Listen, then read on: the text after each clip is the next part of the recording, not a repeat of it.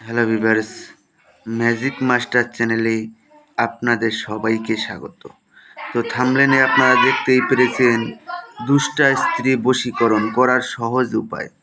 তো আপনার স্ত্রী যদি আপনার কথা না শোনে বা আপনার কথা মতো না চলে বা কোনো খারাপ লক্ষণ আপনি দেখতে পাচ্ছেন, তাহলে পরে এটা প্রয়োগ করুন, আপনার স্ত্রী আপনার বশে চলে আসবে। তো প্রথমে আমি আপনাদেরকে মন্ত্রটা বলে দিচ্ছি। ওম নমো ভগবতে রুদ্রায় ওম চামুণ্ডে অমুকিং মে বসমানয় সাহা। এটা অরিজিনাল কিতাব থেকে সংগ্রহ করে আমি আপনাদেরকে দিচ্ছি, আপনারা নিজেরাই দেখতে পারবেন। অল্প একটু অপেক্ষা করেন, আমি স্ক্রিনে দিয়ে দিব। তো ভার্যা দুষ্টা হইলে স্বামী এই মন্ত্র পাঠপূর্বক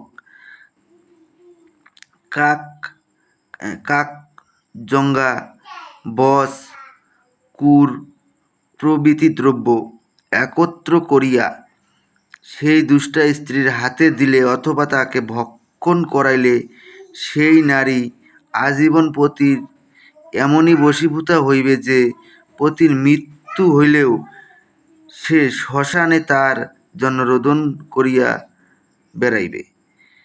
উপরোক্ত দ্রব্য অপন্নকালে ওম নম ইত্যাদি মন্ত্র, তার মানে ওগুলো সংগ্রহ করার সময় ওম নম বলে আপনারা জিনিসটাকে সংগ্রহ করবেন।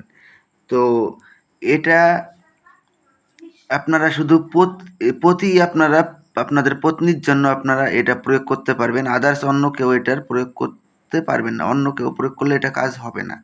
এটা শুধু স্বামী তার স্ত্রীর জন্য একমাত্র এটা প্রয়োগ করতে পারবে।